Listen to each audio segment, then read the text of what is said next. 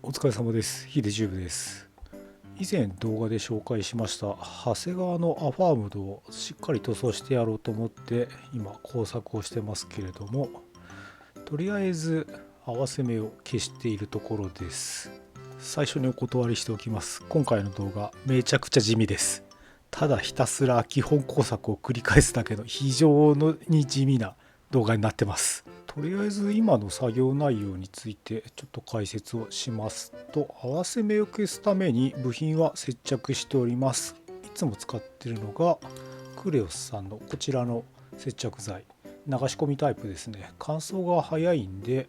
私は作業時間の短縮のためにこれを使っています。それからスナップフィットに使われるピンなんですけれども、こいつは位置が全然当てにならないので全て切り飛ばしております。組む時にですね、パーツの間に少しだけ隙間を空けた状態で流し込み接着剤を流し込んで、固まったらヤスリをかけていくっていう工程で合わせ目を消すことができます。で、合わせ目を消しつつ部品の表面のチェックですね。引けがあったりすると気になっちゃうんで、そこを真っ平らにして引けを潰していきます。それからこれ組んだ時に結構雑にゲートを切ってしまったんで、ゲート跡がえぐれてることがあるんで、そこは瞬間接着剤で修正していきます。この部品ゲート跡がえぐれてたんで修正していきましょう。ゼリー状の瞬間接着剤を爪楊枝の先につけまして、こうやってちょんちょんとつけて、あとは乾燥させて削っていくっていう工程を自分はやってます。ラッカーパテを使う方も多いんじゃないかなと思うんですけれども、確かに自分も昔はそうでした。ただラッカーパテは乾燥が遅いのと、薄め息を吸ってふやけちゃったりするっていうのがあるんで、その辺瞬間接着剤の方が乾燥も早いし、溶剤を吸ってふやけたりしないんで、私は最近すっかり瞬間接着剤を使うようになってしまいました。ゼリー状の瞬着なら垂れることもないですし、乾燥を早めるスプレーとかもあって、それ使えばもう速攻で固めることができるんで、作業効率はこれでねすごいアップしました。瞬着便利、マジ便利。でですね、表面処理をしながらどんな塗装にしよっかなって考えてたんですけれども、おぼろげながら浮かんできたんですよね、マッチョの姿が。ということで塗装は褐色マッチョな感じで攻めていきたいと思います。表面処理が一通り終わったんで部品を洗っていきます。ざるに入れてボウルにつけまして、ここにポリデントをぶち込みます。これでだいたい洗浄が終わります。部品を洗ってる間にプラモの箱を掃除しておきます。まだこの中に部品を入れたりして活用するんで、この中が汚いとね、部品カスとかついちゃうんで、しっかり掃除しておきます。部品洗浄が終わったら塗装に入っていきましょう。とりあえずフレームカラーはメタリックを使うと思うんで、そこは黒サフを吹いていきます。うまく取れてねえな。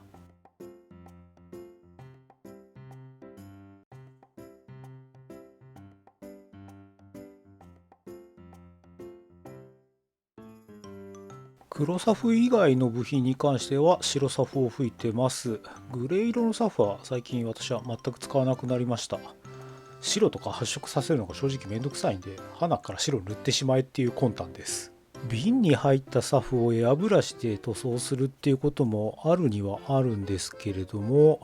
いかんせんエアブラシを使える時間が限られてるんで、缶スプレーでやっちゃうことも私の場合は多いです。っていうか缶の方が多いですね、サフに関しては。サフを拭き終わったら一度部品のチェックをします。意外と引けとかゲート跡とか見逃してたりして修正が必要になることが多いんで、ここで全部修正をしていきたいと思います。この部品もゲート跡のえぐれてるところが結構残ってましたね。サフを拭くとこういうのがよく見えるようになるんで修正していきましょう。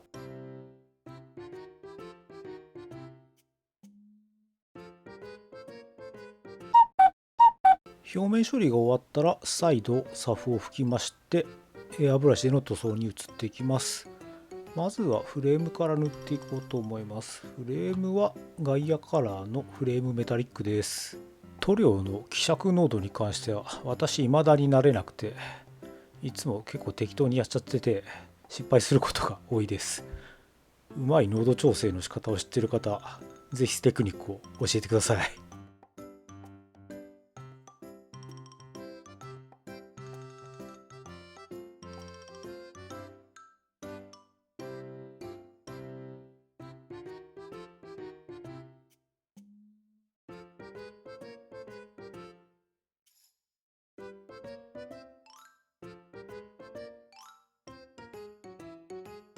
続いてゴールドを塗装していこうと思います。ガイアのブライトゴールドですね。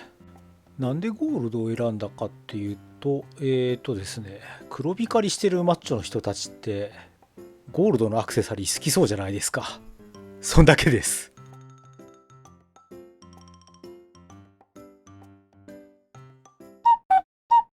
うまく撮影ができなかったんで動画では省いてますけれども、白に関しては白サフの上からさらに白を塗り重ねています。クレオスのクールホワイトですね。でこの白をマスキングしていきたいと思います。こっから先はひたすらマスキングと塗装の繰り返しになります。めちゃくちゃ地味です。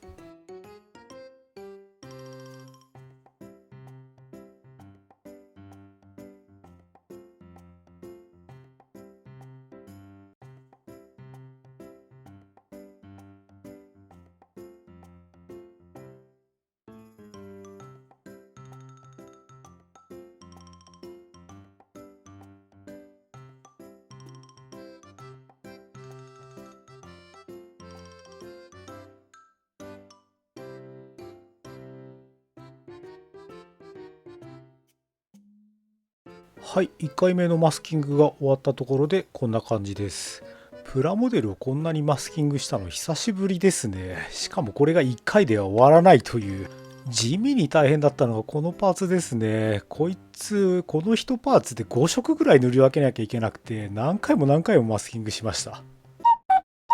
それでは塗り分けていきましょう。まずはゴールドを拭いていきます。これ靴底ですけれども、一番最初にフレームメタリックを拭いてマスキングした後にゴールドのラインの部分を塗装しています。あとバズーカのラインの部分なんかもこの段階で塗り分けておきます。塗装が終わったんでマスキングテープを剥がしてみましょう。この瞬間は何回やってもドキドキしますね。綺麗に塗り分けできているといいんですけれども、多少はみ出てても筆でタッチアップしちゃえばいいんで、あんまり気に病まずに気楽にやっていきましょ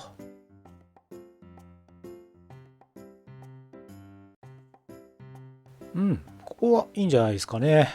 いい感じに塗り分けできてると思います。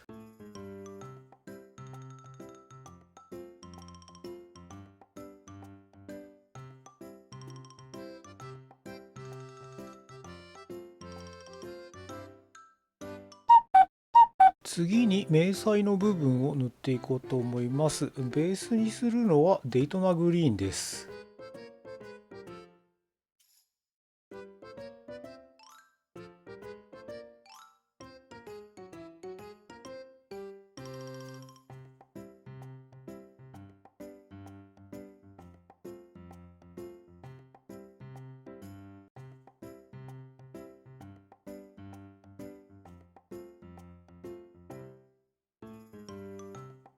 はい、迷彩のベースカラーにするデイトナグリーンが塗装できました。でですね、迷彩どうしようかなって考えたんですけれども、よく考えたら私迷彩のことよく知らんし、スプリッター迷彩風味にしてお茶を濁すことにします。スプリッター迷彩風味なら面をまたぐようにマスキングテープをバシバシ貼って幾何学模様をいろんなところに散りばめれば、なんかそれなりにかっこよく見えると思うんで、これでお茶を全力で濁します。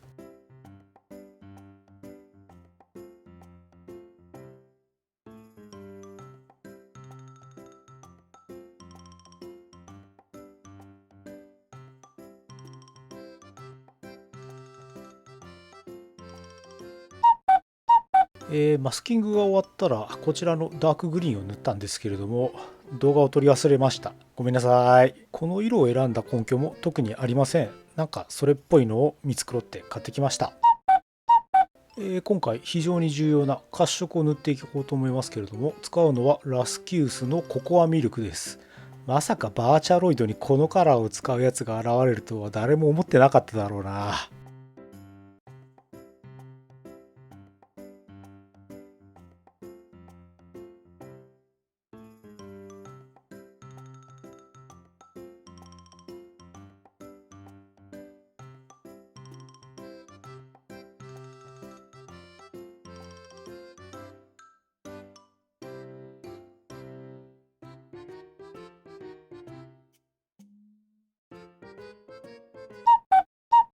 褐色が塗り終わったらデカールを貼っていきます。テムジンの殺意の高いデカールに比べれば全然大したことないですね。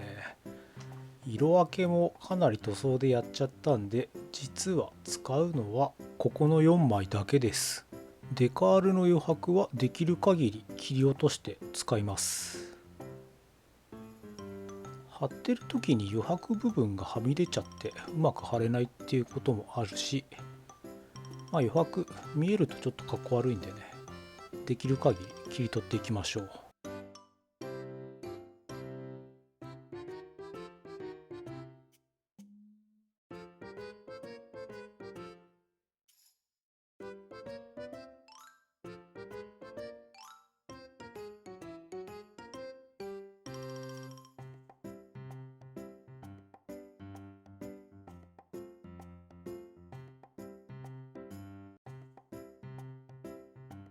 デカールが台紙からいい感じに剥がれてきたところで貼っていきましょう。位置決めがね難しいですよね。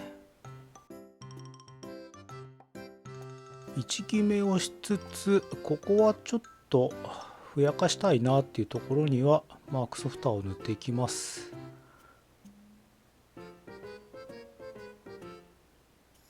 これ塗りすぎるとぐっちゃぐちゃになっちゃうんで、控えめに塗っていきましょう。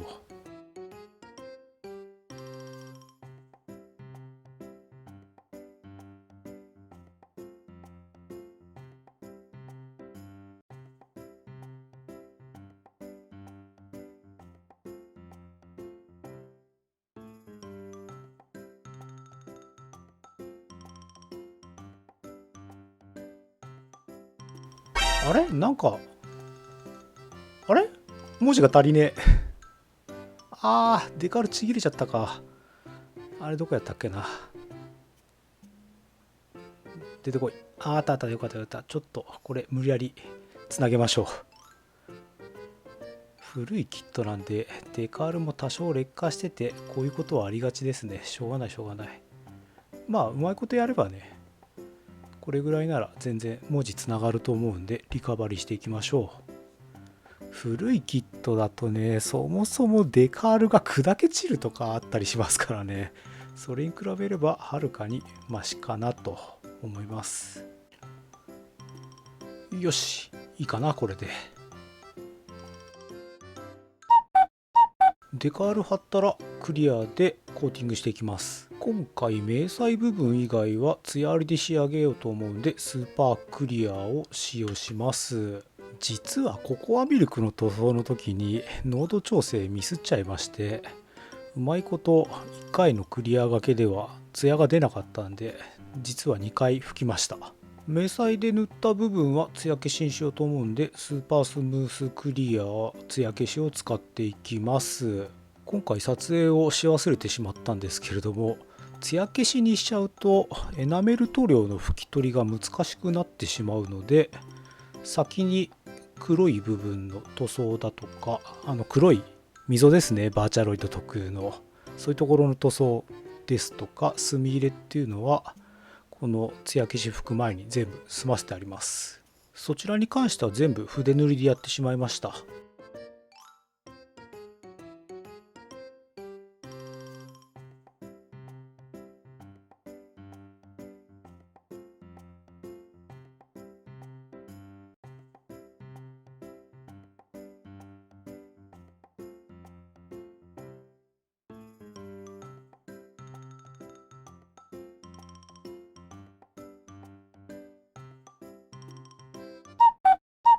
次にクリアパーツの塗装をしようと思いますけれども、私は裏側から白を塗ろうと思います。説明書なんかだとシルバーで塗れって書いてありますけれども、クリアパーツの発色を目立たせようとすると、実は白を塗った方が色が際立つと思います。